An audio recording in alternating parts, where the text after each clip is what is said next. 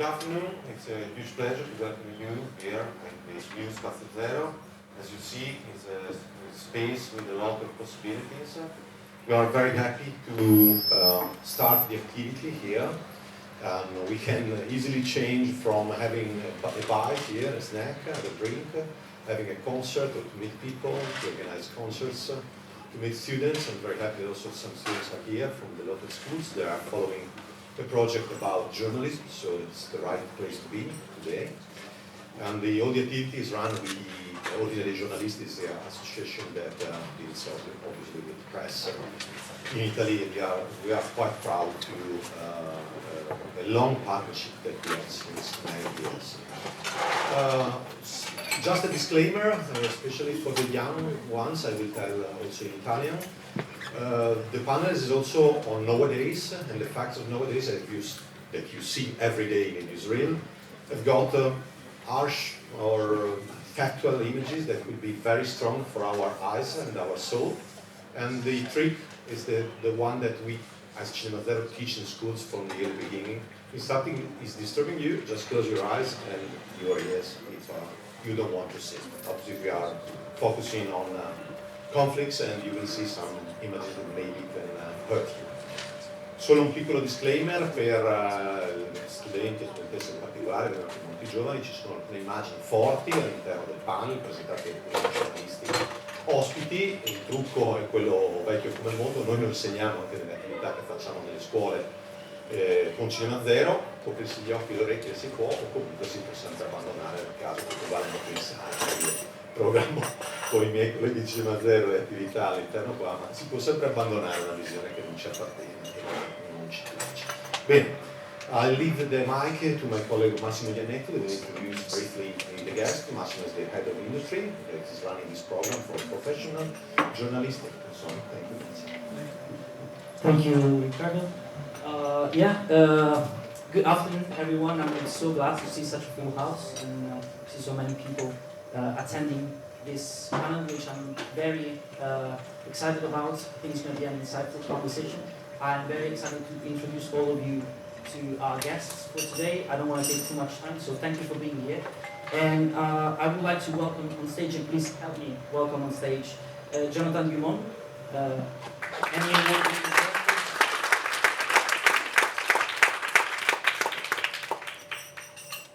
As you prefer. Sahed Tajir Farouki,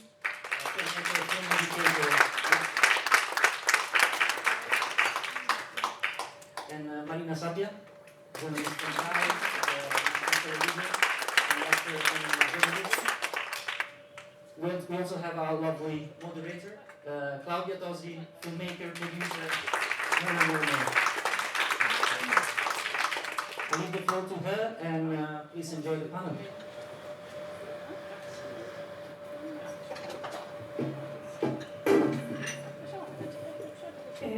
First of all, I want to thank CinemaZero for having me here. This is not my job. I never moderate anything. I was starting to moderate. I'm not a really moderate person, so that's why for me it's not my career. But I've been asked to come here and have this conversation with them. I think they asked me to come because in the last years I've been researching about the relationship between documentary and reality, in particularly regarding some key notions like truth, belief, intention. Okay, my background is philosophical, is not in the film studies, so that's why I have an interest in understanding what is the relation between documentary and reality, in particular regarding the, how can I say, what sort of beliefs elicit in the audience. We expect the documentary is true. We expect it. Maybe we say, we know more than the director, it's not correct, it's not accurate, but we expect anyway that it's true. So, is it really like that or not? Is documentary truer than fiction? My personal position is that it's not truer, but I will confront with my colleagues and we will see if we will talk also about that. Maybe we will talk about other things. The first thing I wanted to start from, this, I thought this from real to real is a very interesting formulation because usually we go the other way around. from real to real. It's like there is a ground, reality, and then there is a representation of reality, which could be from different perspectives, the perspective of journalist or the perspective of the filmmaker. Here we have a filmmaker who works both in fiction and in non-fiction, in documentary. So it's interesting to see whether for him, for example, there's a privileged access of non-fiction to reality, or if there is not privileged access. They have different, how can I say, different standards for representing reality, of course. But I like this combination because it made me think of something I read once from by Susan Sontag. She was saying that we must be very careful when we have to do with images, because images are at the same time inherently objective, because there's a mechanical tool which is in front of what's out there, and somehow the photograph, the moving image, is an impression of reality, somehow. Okay. But at the same time, the image is also very subjective, because we decide to put the camera in a certain place, looking at a certain direction. So sometimes we risk to, how can I say, to transmit to reality the quality that we see in pictures. Like the features of the picture, we attribute it to reality. So we see one portion of reality thanks to their words, for example, and we think that's real. But there's a lot which is behind that. So my question is, the first question is for all of you. When we go somewhere, because we want to show the world what's out there, are we really, how can I say, showing reality? Or somehow, aren't we kind of distorting it? Maybe in a good way, even without manipulating the image, because there is a lot behind that we cannot or we don't want to show for editorial reasons, for personal choices, for ethical reasons, for protecting people. I don't know. So are we showing something which is close to truth, or is it just a portion of what is out there? And how can we, how can I say, warn our public if it's necessary? Who wants to go with the answer? To start. You are already doing like this. Oh no, we have the mic in hand. No, it's not that. I knew that was going to happen. I knew that's why you passed it to me. No, I was laughing because it's a very difficult question. Not because I was ready. Well, I mean, I think that all representation is subjective. I mean, that's always my basis for the work that I do, either in fiction, film, or documentary, or journalism, because sometimes I consider my documentaries journalism. I think there's a certain, I think some of the tension that emerges from this question, is this real or is this not real, for me comes down to a contradiction between maybe the industrial, professional definition of objective in journalism and the sort of socially understood definition of objective. And I also think, and I'm saying this as a journalist, this is not just a critique of journalism, that journalists have failed to make the distinction in their work and also failed to analyze a definition that makes sense in today's world, where perhaps 50 years ago it was much more straightforward to say, I should be objective as a journalist, okay? But there's a funny contradiction even in that, because although the kind of educational history of journalism has the idea of objectivity embedded in it, if you look at journalism from even just 50 years ago, it's very non-objective, right? I mean, I'm always amazed when you watch news, live news anchors from the 70s, for example. They're extremely opinionated, even though the industry still demanded from them an objectivity. And what I think of is there was a journalist who recently resigned from BBC because she couldn't stand the BBC's coverage of the genocide in Gaza. And she had said in many interviews, we always talk about this idea of objectivity, but a journalist's job is not to merely observe and transmit information, right? The journalist is a human being who interprets, that's why they're trained and why they have a career. The journalist's job is to look at the evidence available and make a rational conclusion. Now, you could say they should be unbiased in their analysis, but there's a big difference between unbiased and objective. So for her to say every day on the news, well, perhaps there's a genocide, but the people committing it say they're not committing a genocide, you end up in this absurd position where she says, no, there is a point where a journalist does have to take a stand. But again, it's unbiased. So in other words, I would approach a situation willing to analyze the data, but the data that comes back has to have a rational conclusion. So, I don't know if that answers the question. I just went off. Does that go somewhere? It's not even my question, so.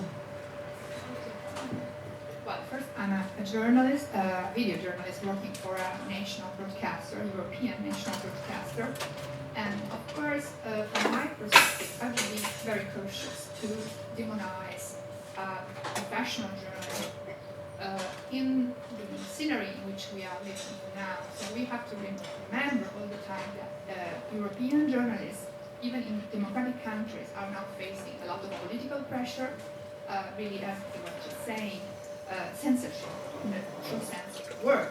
Then we have a very strong pressure coming from the social media, which now are 8% of the source of information for the majority of the people and for all the new generation. So we have to keep in mind these when we start criticizing or maybe attacking the traditional media, because now maybe traditional media are the ones who still can say a little bit of truth. How? Just an example, no? The real is cut vertical, very narrow view of something happening, can really concentrate on a topic or one person during a demonstration. Professional video will probably give you a little more. 16 by 9, a view, shot, top view, or a drone, and many perspectives on the same situation. Just for a quick example, that why I think that we really should preserve traditional professional journalism. So before attacking it, I would wait a minute. We are really living in a world in which we are surrounded by fake news everywhere. It's really very fake, totally untrue information surrounding us, very narrow views from the video point of view. So I would wait a minute just to start the conversation with you. Actually, there is not only misinformation, but it's like somehow traditional press has lost somehow. I mean, there was an interesting article by The Guardian who was saying that today people mistrust press because they think they just get the version that governments want them to give. And also, we are living in the era of post-truth.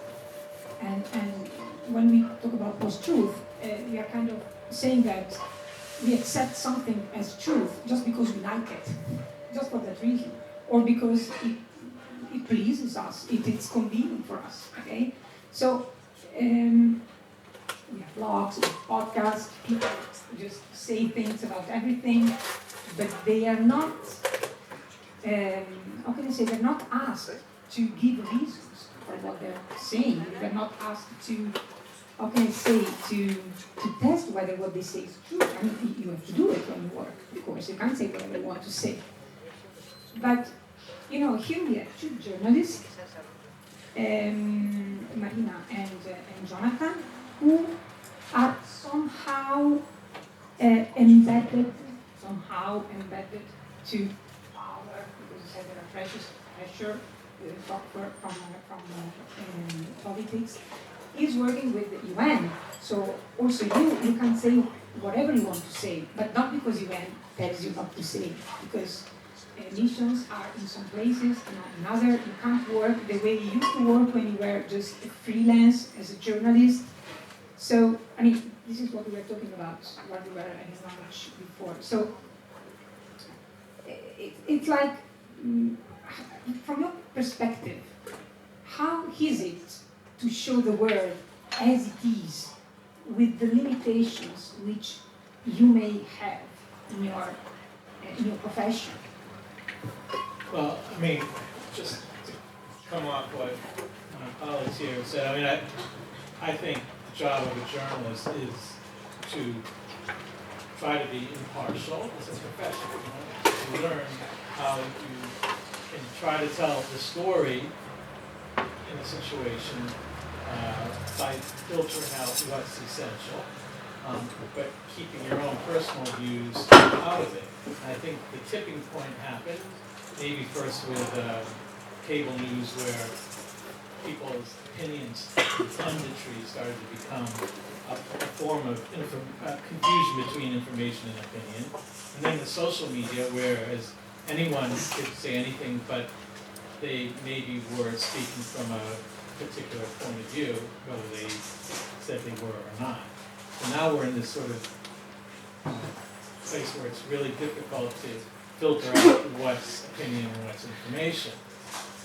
My situation now, not as I have to compromise between going to places that most journalists can't go, like Gaza, North Korea, or Syria during the war, places, I can go these places, but I can't tell everything that's going on because I could jeopardize the mission of my organization, which is to bring food to people who are starving.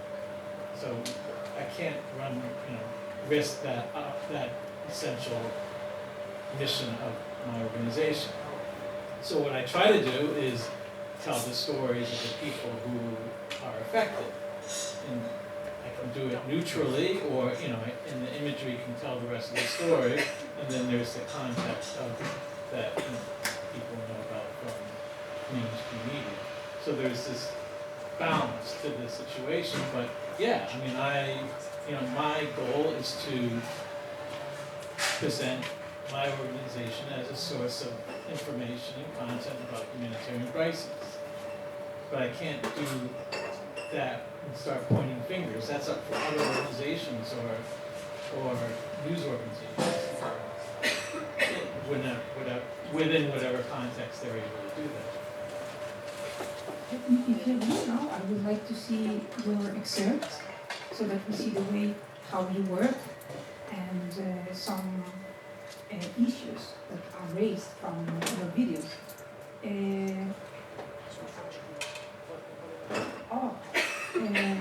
We can start with Marina. Mostriamo subito barbecue.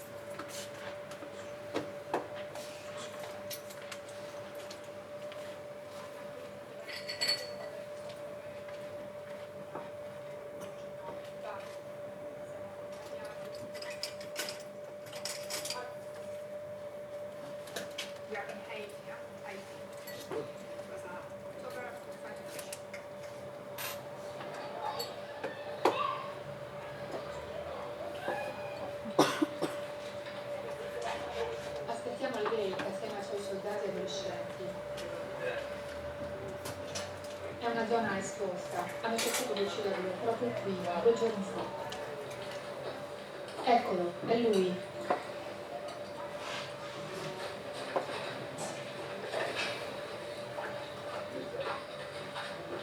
Bonjour, the United Nations gave the green light. L'ONU ha dato il via libera a una forza internazionale contro le gang. Lei è il leader della gang più potente di Haiti. Come rispondete?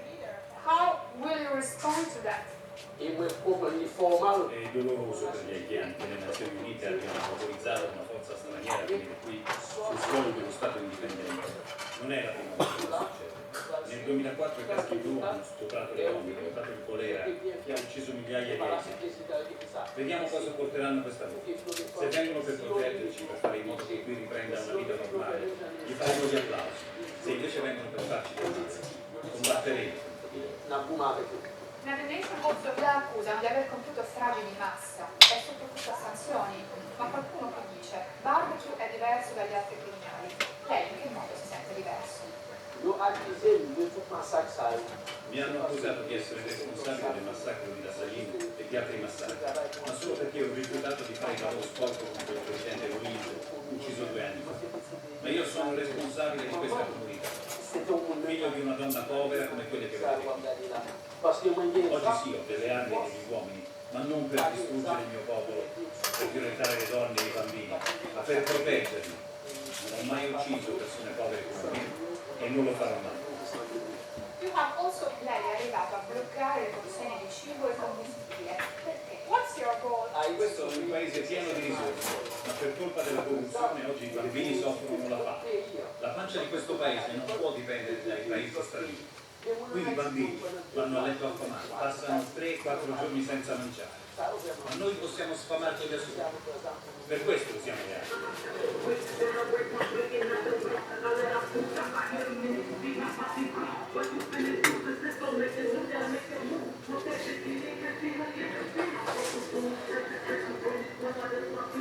You have launched, questi giorni avete lanciato una sorta di alleanza per la pace, ma noi eravamo qui, abbiamo visto solo sparatorie e morti. Che cosa volete? Qui ci sono tante bande armate, ciascuna con il suo leader e la sua ideologia. Io sto cercando di dialogare e cercare una mediazione, ma ci vorrà del tempo. Sì, è vero, di recente si è sparato, ma poteva andare anche peggio di così. Lei è cresciuto in questo quartiere, aveva 5 anni quando suo padre è stato ucciso e in questo luogo lei rischia la vita. Tentano di ucciderla ogni giorno, ci sono quasi riusciti pochi giorni fa. Lei ha una figlia, che cosa vorrebbe per il suo futuro? Oggi io non do la importanza alla mia vita. Siamo la prima repubblica nera e indipendente e siamo diventati il paese più sporco e povero del mondo. Io sono qui per sacrificarmi per il mio paese e anche per mia figlia. Voglio lasciare una Haiti migliore per lei e mi vergogno quando i media stranieri mostrano questa miseria, la violenza. Noi haitiani non siamo così.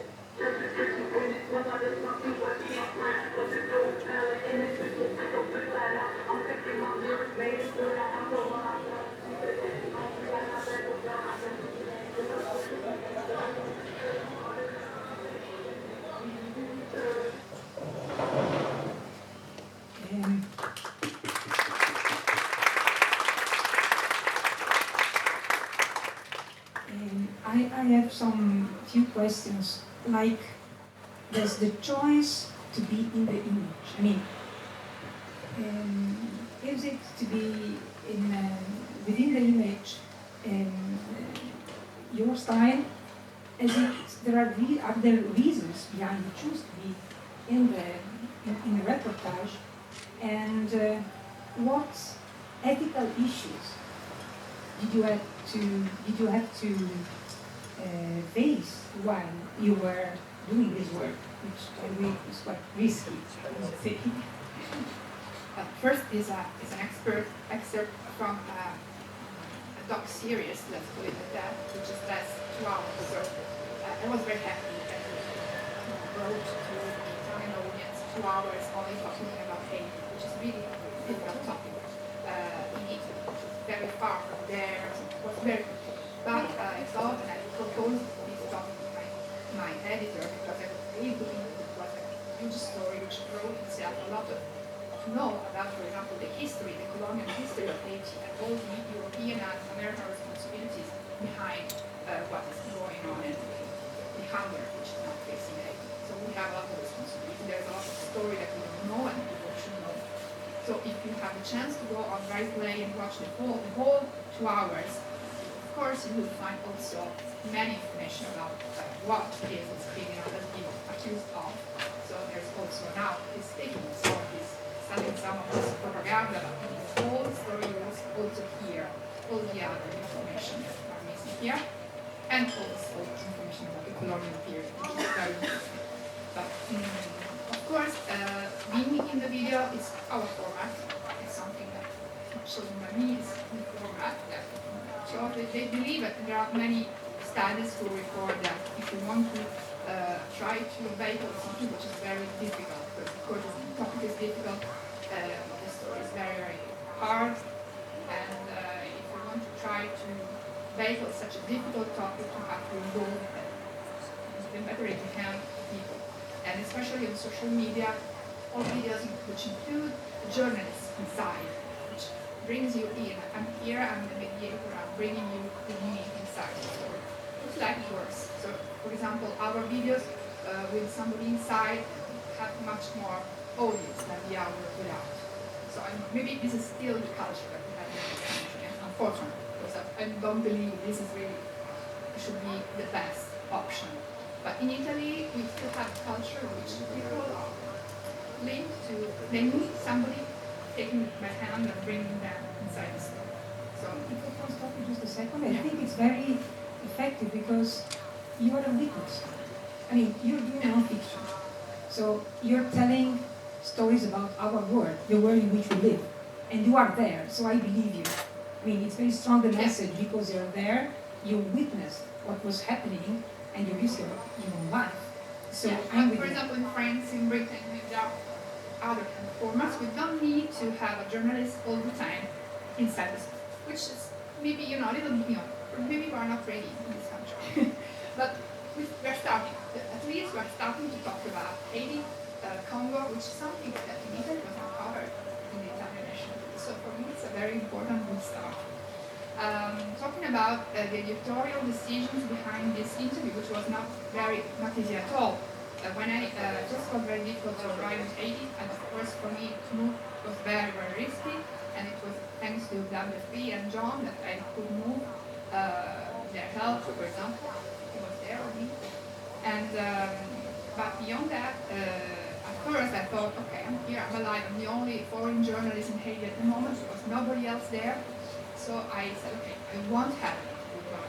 I will not try because he will just give me some propaganda. I don't want to risk my life and the producer life just to have some propaganda. Probably he will more money than me. So why should I do that? No way. But at the end of my period there, something happened.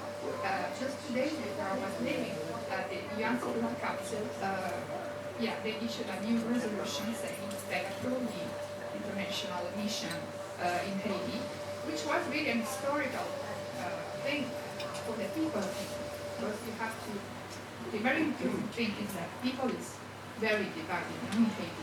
Of course, they are bound to live with more than 100 gangs, and barbecue is the most powerful.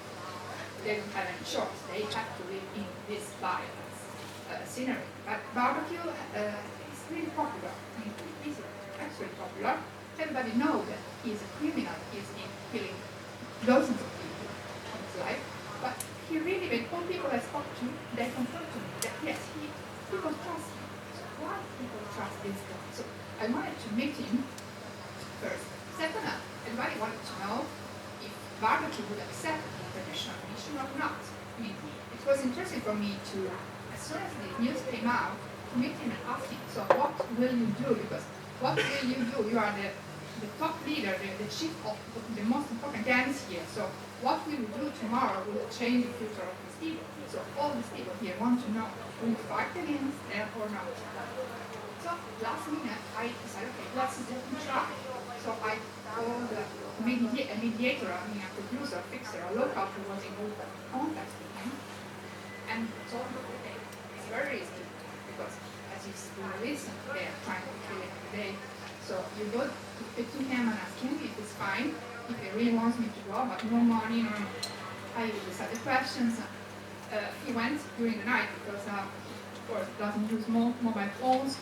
Spoke to him, and Barbecue said, okay, for me it's great, I can meet this journalist, but since there are other 7 gang leaders who want to kill me at the moment inside the same alliance camp, you have to go door by door to speak to all the others.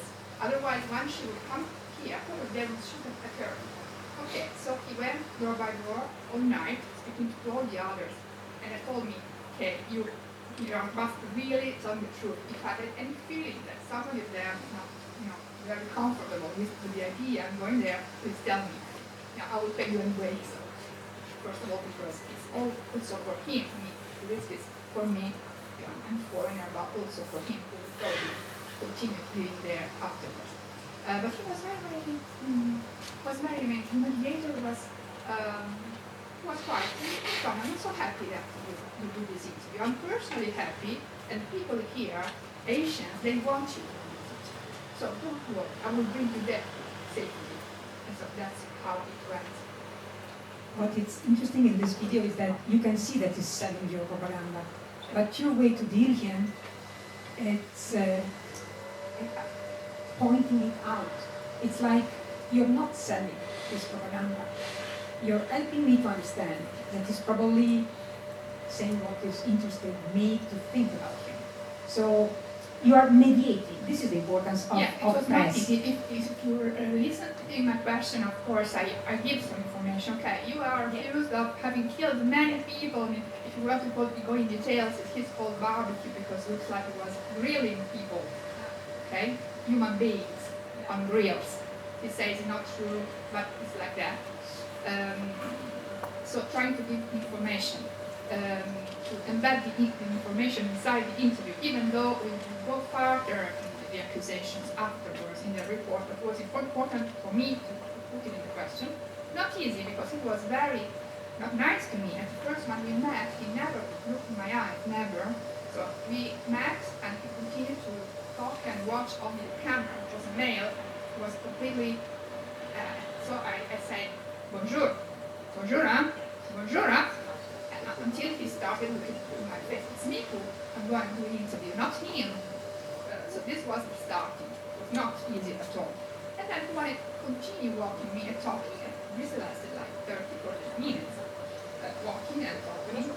And we were on danger because, drones can come here and shoot at him and me there. So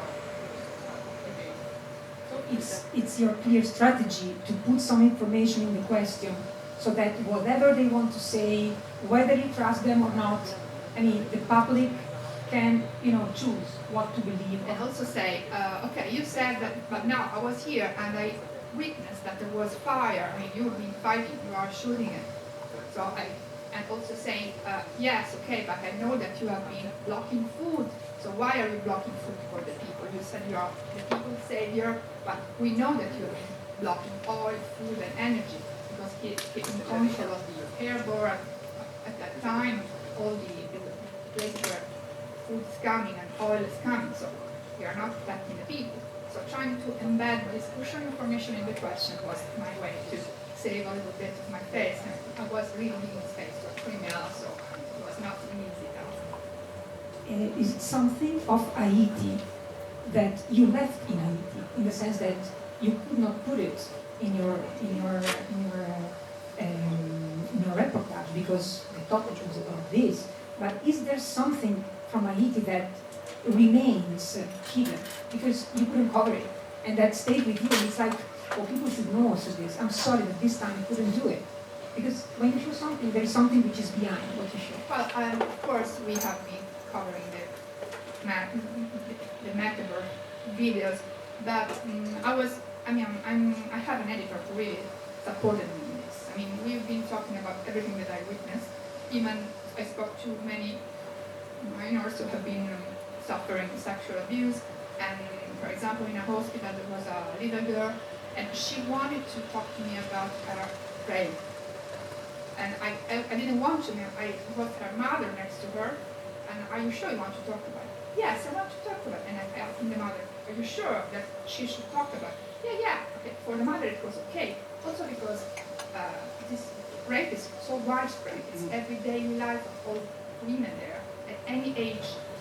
But then when, for example, I made another question, which for me was very, was like, would you like to study when you will be grown up? Or which kind of studies would you bring to you? That was the forbidden question. And the mother said, no, we should not talk about it. We should not think about going to university. So this is how really the perspective can change. And from our perspective, maybe talking about rape is something really not, which instead, for the mother, the problem was talking about studying. No, we should never think about it. Forbidden to dreams. Can we now see Jonathan's clip?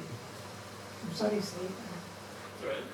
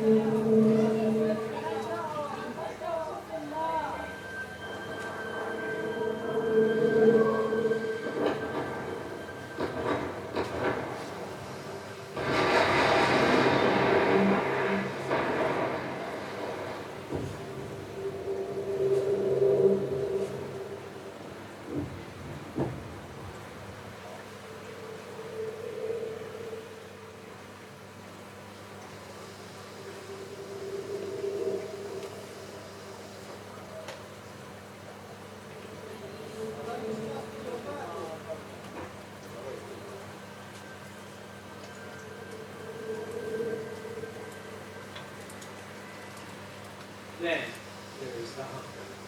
While experts around the globe study data and argue if famine has, is, or will occur in Gaza, people are starving. What farmland that was producing food in Gaza has been destroyed and turned into camps for displaced people.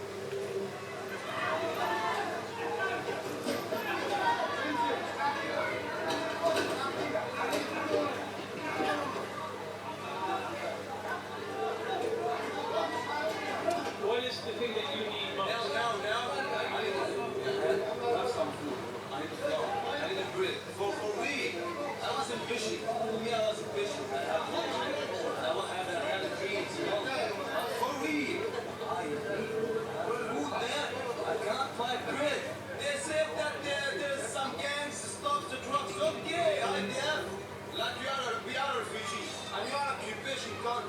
Help us! I know you are killing us, but in the United Nations, you have to help us!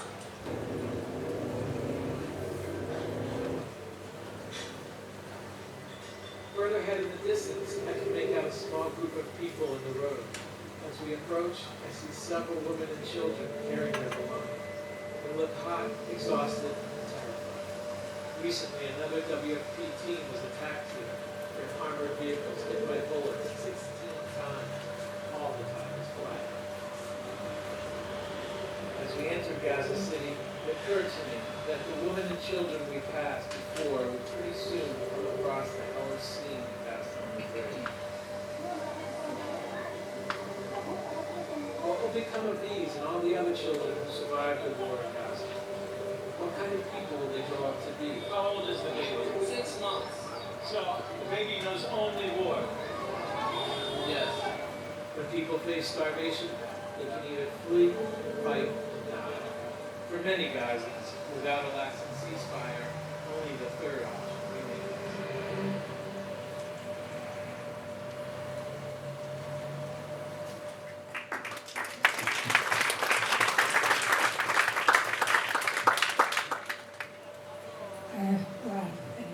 Jonathan.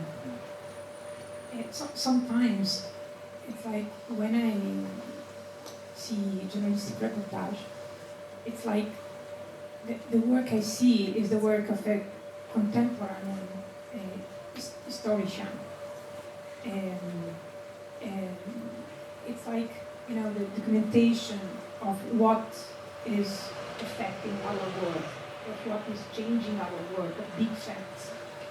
And what we see, it's like this history with the capital letter marching on people, like if it was a huge capital. But it's like somehow you're very interested in the persons who are squashed by this capital.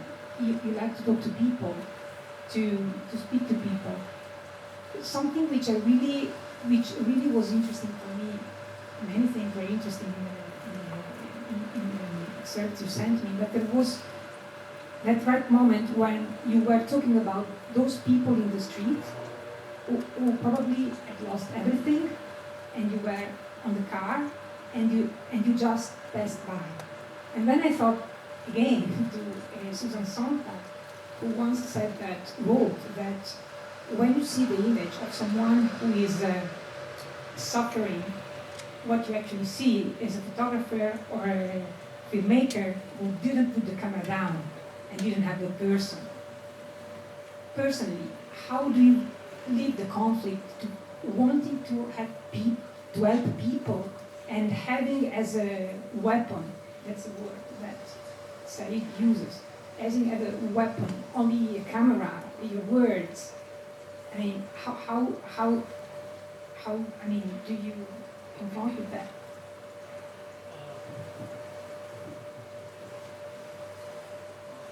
I think there is this sort of perception, especially recently, that the camera is a weapon, it's an aggressive thing, and that when we go out into conflict zones or where there's humanitarian crisis, that we're exploiting people's stories, or we're using it for fundraising or to push through an agenda. But I've been doing this a long time. My experience is that people who have gone through traumas or really want to have their stories told.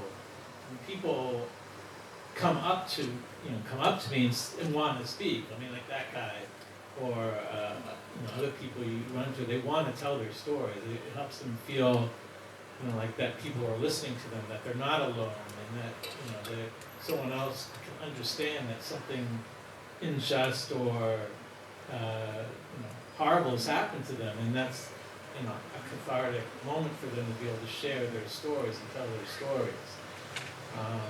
I've never had trouble getting someone to tell me their story, however horrific. I haven't had to ask anyone. People, like Marina was saying, people want to say what's happened to them. And for us it seems like, am I exploiting their story because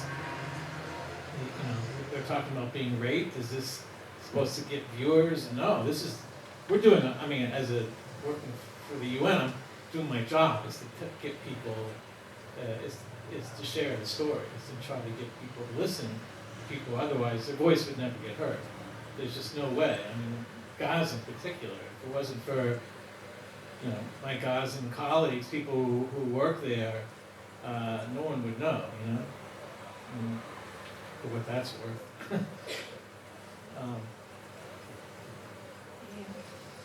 Yes, but at the end of this clip, you ask yourself,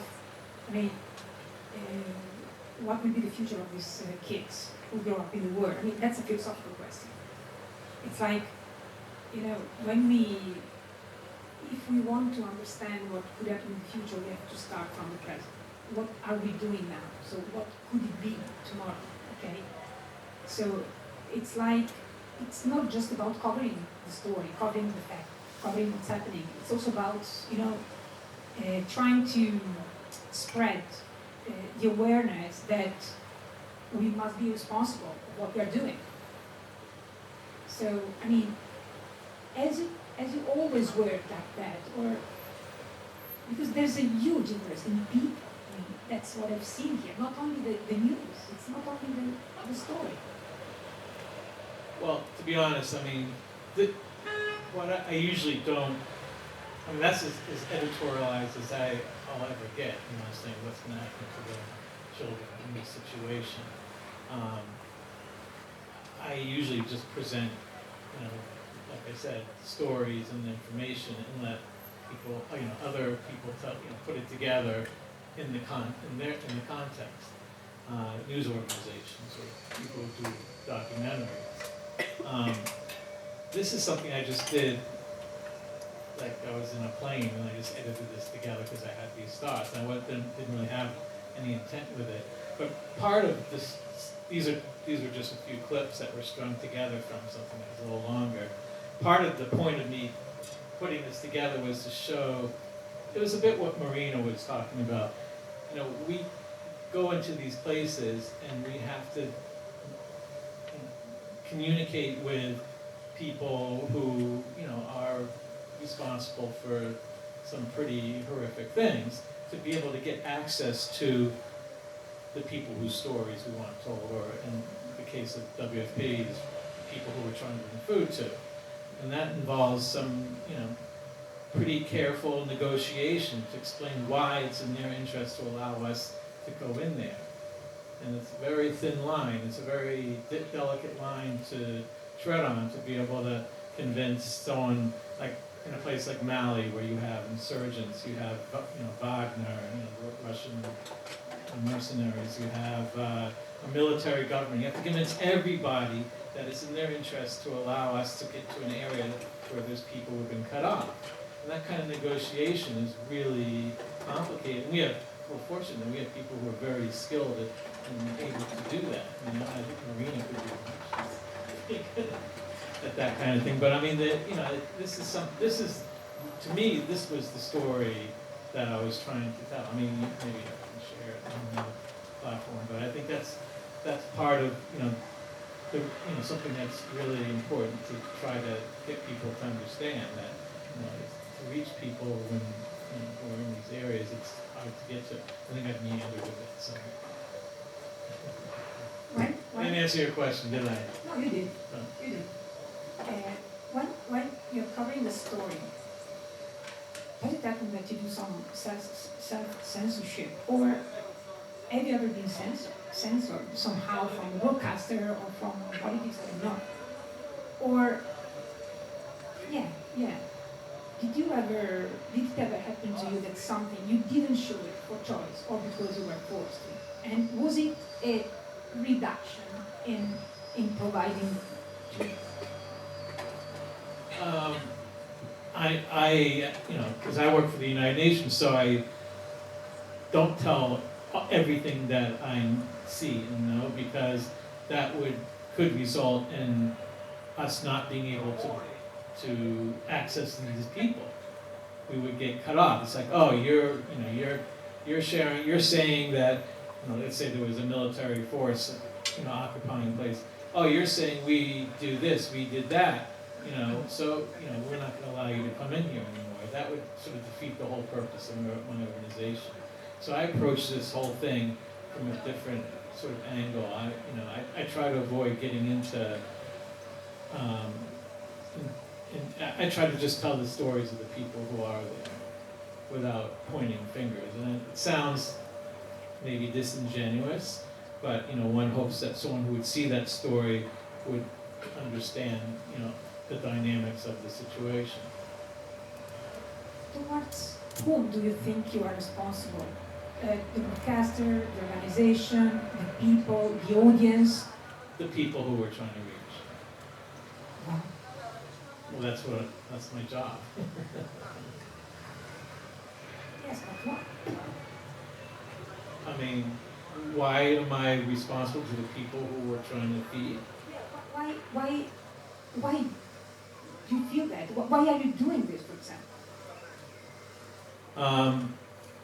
Well, I like to tell people stories. I like to be able to help people whose voices otherwise wouldn't be heard. And to me, storytelling is something that fascinates me, whether it's fiction or reality. To be honest, I've been doing this a long time, so I've kind of had enough of reality. I want to make up my own stories. So. Like, for example, with graphic novels? Sorry? How do graphic novels fit the picture? Oh, we were talking about this before. There's the graphic novel journalism, is that what they call it? Where there's journalists who are doing their reporting with comics, with graphic novels.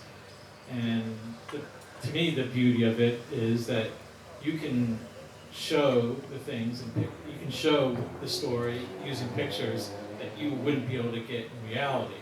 You have someone maybe someone's told you their story, and you can show the parts of it that you don't have images for. So it's kind of like having your cake and eating it too, as it were. When we're talking about Joe Sacco and people like that. Okay, can we now see, thank you, Jonathan. Can we see now the excerpt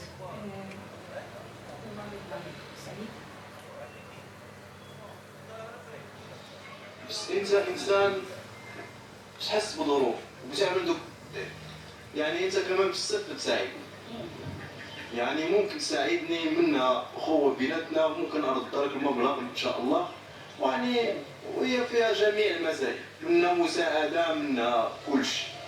يعني أنت مش حيطلع لك في كومونتير.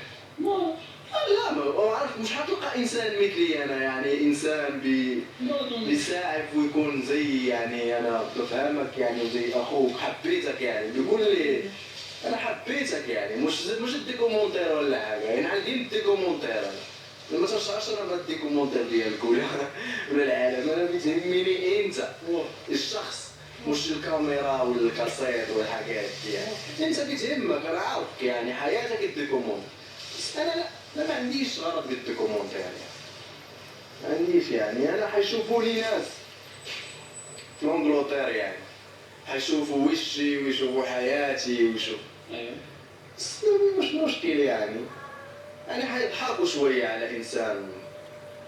يضحكوا ليه؟ على إنسان مش عارف حاجة، ما عندوش شهادات، ما عندوش دبلومات، مش عارف يعيش في عصر ديال الانترنت وعصر العولمة وعصر يعني هو لسه عاوز يعمل زي البدائيين، زي الناس اللي زي القرود الأولى، زي الإنسان الحجري يعني إنسان قديم. ما تمشي للعمل ديالك وتخليني هكاك، أنا حنتحر حيتسمع بالفتاح ترقع يوم تيقولوا كاع بالفتاح ينتحر يعني مات. ما تمشي يعني وتخليني كذا يعني في نص الطريق يعني تخليني في نص الطريق يعني بدون فلوس بدون امتى؟ ودلوقتي يجيك عمل وتمشي كذا يعني بدون ما تحدد معايا موعد. يعني طبعا ما قدرش بعد ما وصلنا لا انت كملت الدوكيومنتير دابا خلاص يعني وصلنا للمنطقة ده والنقطة ده، ما اقدرش اقول لك بعد كده لا مش هعطيك ال 2000 درهم. لا مش على 2000 درهم يعني ممكن انت تكون استغلتني يعني. ازاي؟ يعني الدوكيومنتير تسالى دابا. يعني وصلنا لواحد النقطة تقريبا النهاية. ايوه. يعني ممكن تعمل النهاية هنا بس في الدوكيومنتير.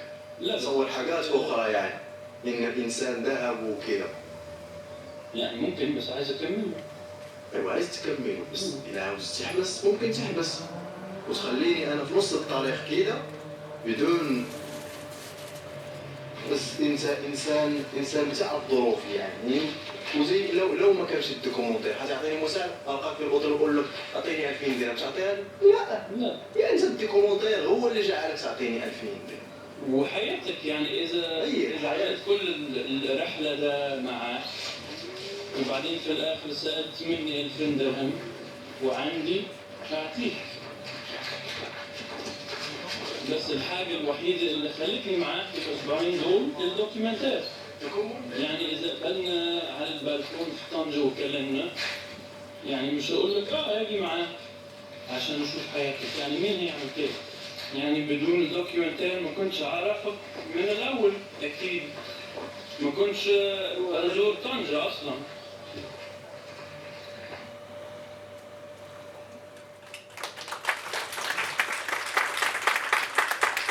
Just for context, that's from 2004. It's the first film I ever made. You're wondering why it looks very messy. Technically, I'm much better now. But for context, I mean, it's the content that I thought was interesting for this discussion. I think everyone was asking themselves how come it was shot this way. No, that's very, very interesting. I mean, in documentary with respect to fiction carries the burden of ethics. I mean, we don't ask whether a fiction filmmaker should have an ethic or not. But when it comes to documentary, we very often speak of ethics, and ethics is this discipline that kind of set the principles according to which, something is good or something is bad. So it means that somehow documentary is not just, non-fiction in general, is not just showing something, but it's showing something that can give direction, right? So that's why we decide to have an anthology or other. And the relationship between the filmmaker and the protagonist, or the protagonists, plural, it's not easy. I read an article by The Guardian where they were saying that we have gone from the golden age of documentary to the corporate age of documentary, and that in certain cases there are people who were in documentaries that were screened everywhere in the world. They didn't have any compensation, but they were overexposed, having also some trouble. So how do you deal with that? And this excerpt is quite interesting to dig into this issue. Yeah, I would.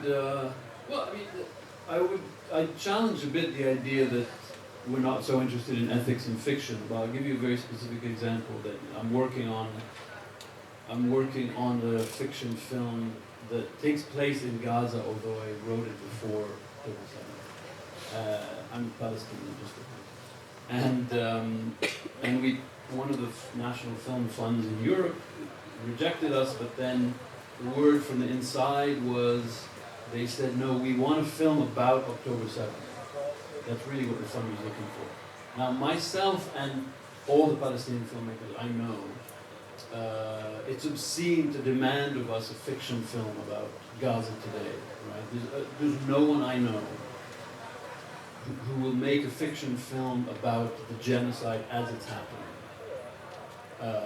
So for us, that's deeply unethical.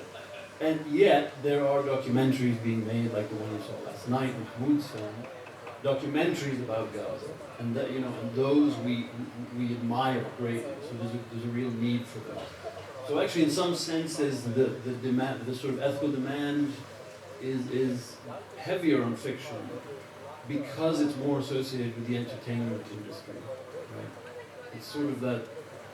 I always remember the Michel Haneke interview. They had asked him about his opinion on Schindler's List, and he said, I think the idea of making a Holocaust film within the Hollywood entertainment industry is fundamentally obscene. That we should apply the dynamics of three-act structure to the Holocaust itself. So I'm sort of referencing that kind of level of ethics. Anyway, this scene for me, the reason I played the clip is because that was the moment for me when I understood what it is that goes into, for example, the sort of work that my colleagues are making. Because I wasn't a trained journalist, but I just started making films. And I assumed that what I saw on the screen was what was happening behind the camera. Then I made this film with Abdel Fattah. He's a Moroccan guy trying to get into Spain. And I came back with all of this footage where he's talking to me. And I showed the editor that I was working with, and I said, we probably have to cut all of this out. And the editor said, of course not, that's the most interesting part. And at the time, I was starting to understand the construction of media. And as a Palestinian, seeing the media about Palestine and being very unsatisfied with it, dissatisfied with it, then making this film and understanding, I see, so every one of these moments that we see on screen has a whole lifetime of decisions behind it, where the journalist has to say, do I include this, do I not? Do I give them money, do I not? What's my position as someone who can afford a hotel and they can't, etc. So I came out of it understanding that I had made the film with Abdel Fattah rather than making a film about Abdel Fattah. And I've carried that ethic through all the rest of my work. I have that because I don't have that ability or that freedom because I'm not within a journalistic institution. But I see now, and this is why I reference camera as a weapon, I say that as a good thing. Because I understand now that in that collaboration I can make a documentary film or even a fiction film that can have political action, right? Where the creation of the film can contribute to, for example, strategizing on direct action. Right now I'm very invested in direct action against Israeli weapons companies. So my projects I'm working on now are about, through a film, and there's a creative aspect to it, but how can I bring together a group of people determined to, for example, chain themselves to the gates of a weapons factory, and have that discussion on tactic and strategy and ethics become part of the filmmaking project. So it all originates from this idea of shooting, Ramel Ross, who made the beautiful documentary called Hail Council. And he says in an interview, I was determined to shoot with, not shoot at the people in my field. So for me, it's this idea that I don't want to see myself as purely delivering information. But I want somehow the film to contribute to the cause that I'm fighting for.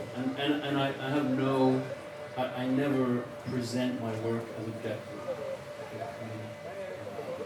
I'm very much inspired by the militant Palestinian filmmakers of the 60s and 70s. They were part of the third cinema movement where, you were filming with an armed group, you held a camera, and they considered themselves militants, but their weapon was a camera. So they didn't think of themselves as documenting resistance. They thought of themselves as participants of resistance.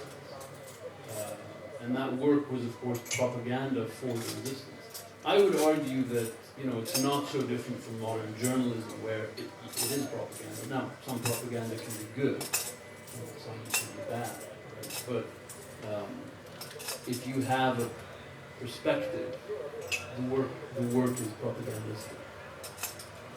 Can we say that somehow, because if we go back to the initial definition of documentary, back to the 30s, John Reeves, the idea is that there's a very clear divide between journalism and documentary, where journalism doesn't have a dramatic structure, doesn't have a narrative, it's not artistic in its nature, while documentary is. He expects that documentary is narrative, is poetic, and give people a voice. Okay? Can we say that one of the, I don't know how to define documentary, to be honest, but can you say that some of the components which distinguish documentary from journalism is time? The time that you have is much more than the time that they have, but also the fact that you are allowed and you are asked to have a position, not to be impartial. And also, I think you have to be artistically free to, you don't have to declare that you will be objective. It's not what a documentary filmmaker should do. This is why I don't want to, how can I say, to combine too strictly documentary truth, like propositional truth. Because, I think we should preserve artistic freedom of the author, which is different from the job that Jonathan and Marina do. Yeah, I think maybe, I spent a lot of time trying to define documentary. I'm not sure why, and many of my colleagues just tell me it's more or less pointless. But there's an interesting phenomenon that I think part of the confusion emerges from, which is that documentary, I would say, as it's struggling with a post-truth world, or either contributing to, possibly, or reacting to, is itself playing with the boundary between fiction, documentary, and journalism in a great way. And a lot of my work does that, and a lot of my favorite filmmakers do that. I have Roberto here who does exactly that. And you have films that maybe we would consider fiction that play in documentary festivals and the other way around. So, on an industrial level, there is confusion. It's somewhere in that confusion, there's, I think, real beautiful artistry, and I appreciate it. On an industrial level, I am also a journalist. I'm a member of the National Union of Journalism. I had a press card, I forgot to renew it, but technically I have a press card. So I am a journalist. And I do consider myself, someone who gathers facts with a background in training.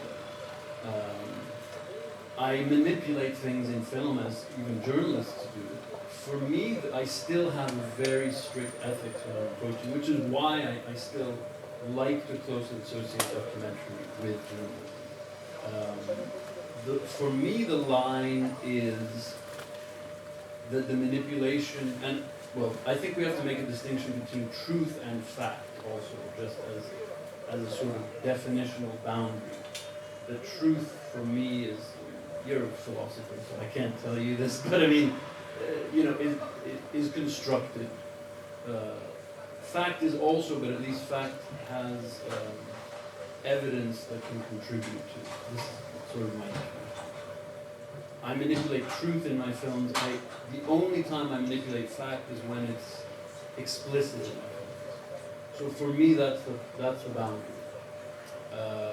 And certainly in issues where it's deeply embedded within an ethical question, genocide, exploitation, war, the safety of people in films, then I don't fuck with that boundary. I mean, that for me is of primary importance. I would never do anything for artistic reasons that I think will put someone's life in danger.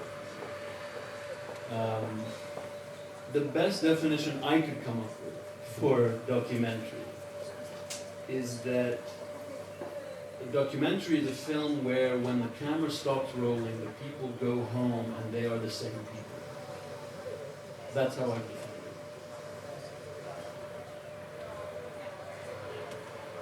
When you leave, they stay and they have to go on living in that place.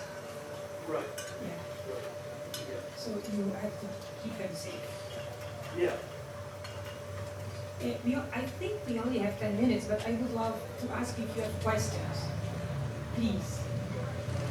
Yeah, there's 3 fantastic people.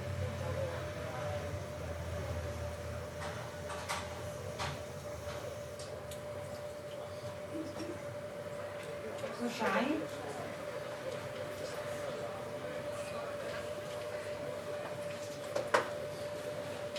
Anche in italiano, avete qualche domanda? Prego.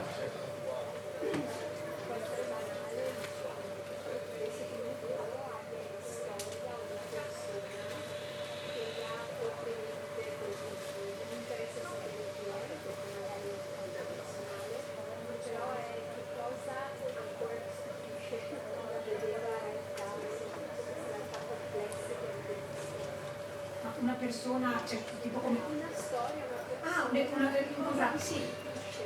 Ok. Cosa colpisce ancora, cioè questo che appunto dei registi che vedono delle situazioni così forti, mi chiedono cosa ti colpisce, se c'è un fatto che cosa attrae la vostra attenzione.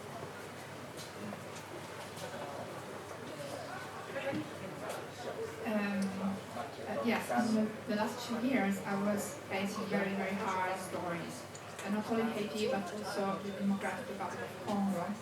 And I was in the mining areas, so very little children were with heavy minerals on their shoulders. And that was very hard. But when I went to Ghana, I thought to see, I couldn't believe that I could see something even worse than that. When I met the orphans who really live in the streets, on the roads, in the middle of the city, are the urban children. So I came up to understand that these 7-year-old to 12-year-old, they are born in the street, they grow in the street. Sometimes they are born out of abuses of other children.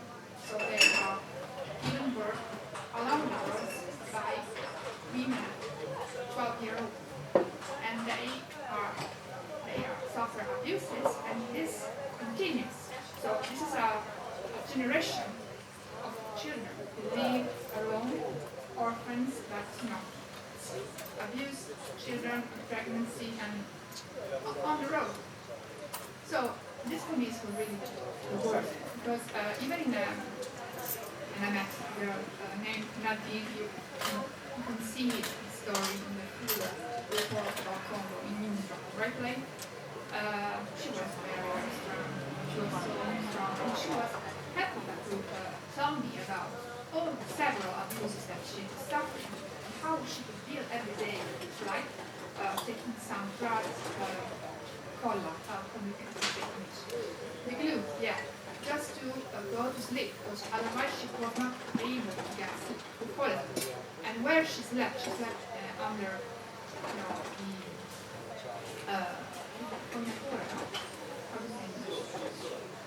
the sewage. So she showed me, and you can see. But she was really so strong and so proud and so sure. This is my life. I feel confidence. For me, it was really good. It was much more than If there is something that you went out there while doing your job that really hits you strongly and you stay.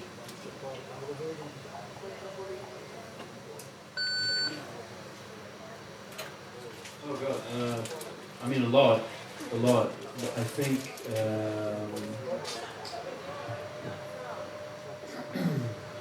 probably the thing that sticks with me most, I'm not going to say it's the worst thing, but I was filming in a sort of field hospital with Syrian fighters, so on the Turkish side of the border, and they would evacuate to get treatment.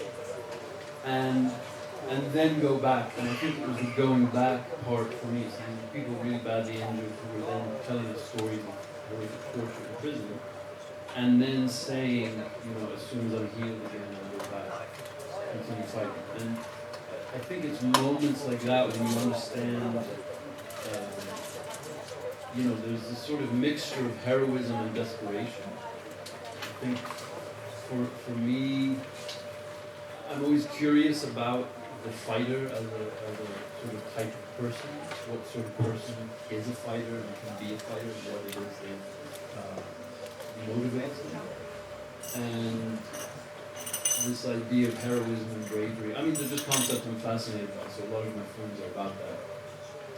But with these men in particular, it was this sort of, they had an option to leave and they didn't. That's what I find baffling in a way. But then maybe that's the true definition of terrorism. Maybe fighting with no option is just a necessity, and is choosing to be a fighter.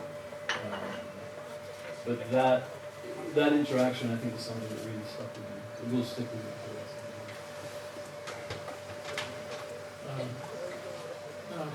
the life. So many stories of tragic stories that hit you, but I think it's kind of obtusely really what Saeed was saying is people who struggle, who want to tell their stories, who are able to tell their stories, and that for them that's a cathartic thing. But the thing that hits me the most is when people are just closed, shut down, and they don't communicate, and they don't, they're just totally, they've withdrawn into themselves. And these are the stories I don't hear, and they don't tell, and nobody hears. And I think when people close into themselves, that's the biggest tragedy. When people don't tell their stories, and because they're just suffering too much from what's happening. I think maybe the whole cycle it's not being able to tell your story, not because you don't. It's because you can't. You just don't. You aren't able to do it. That's the tragedy. There's something. Wait, can I add something? It was quite interesting in terms of also what's not shown. Right? When we talk about all the choices that a journalist makes, what doesn't end up in the final film. I made a film in Afghanistan with the Afghan army, and the thing that surprised me the most was how funny they were and how much they were laughing, even while they were under fire in really desperate situations. So we're filming with them under fire, and they're joking all the time. And so of course it's a survival technique, and it's also a way of keeping their soul alive. But then how it becomes sort of implicated in the construction of media is that we decided not to include any of that in the film because it's completely inconsistent. It's impossible to contextualize. And then you start to think, is this disrespectful? Because I'm showing humor while people are almost dying. And there are people around them who are dying, actually. So how do you show that in the film? I had no idea how to approach it. So we immediately cut it out. So now the fight scene looks tragic and people are terrified. And they were also terrified. But they were also laughing. that's another moment that stuck with me in a way, in a good way. It's a very beautiful memory that I have of laughing at these guys. And you know, it shouldn't have been a surprise because Palestinians have a very dark sense of humor, as you would see in the film last night, all the time. But it's an interesting conundrum in terms of, well, the more true version of the story is that they're laughing, but that's not a truth that can be consistently shown in a documentary, right? It's not cinematic truth. It's not a truth that makes sense in a narrative while still keeping the rest of the story cohesive and logical, you know what I mean?